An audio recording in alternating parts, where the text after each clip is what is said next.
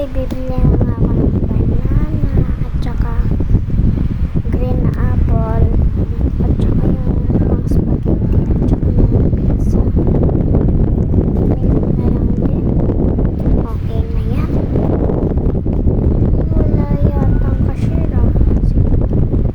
Anuin ko na lang, lalagay ko na lang yung pera dyan. Teka, ano to? Bibigyan ko nga ng pera. Ayan, nabigyan ko na siya. Tanggapin mo na. Yan, natanggap niya. Sasakay na nga ako dito sa motor ko.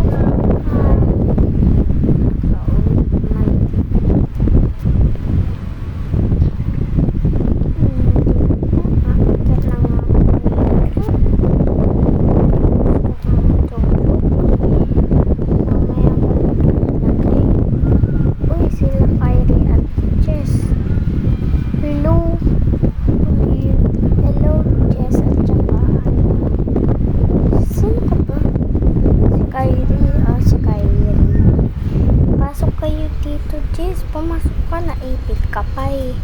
Pumasok ka na. Ayaw niya. Jess, pumunta ka na dito. Kyrie, ano ginagawa ni Jess dito? Iwan ko. Follow me daw. Follow mo na siya. Eh, ba't ka na kayong babae? Hindi ako si Kyrie. Sino ka? Si Madam Kanata. Si Madam Kanata ka pala. Iwan ko, matulog na nga tayo dito. Sige.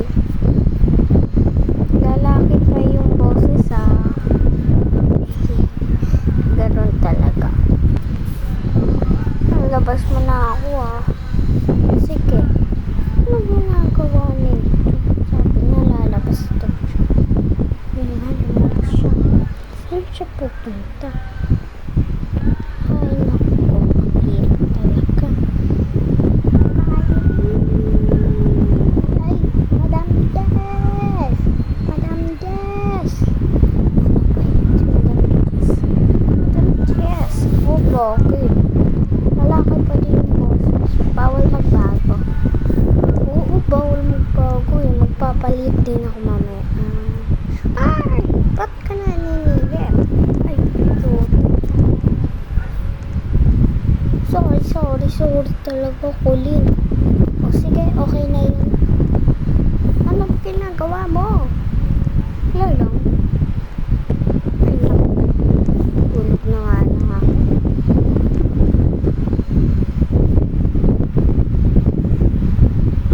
At dun na natatapos ang kwento.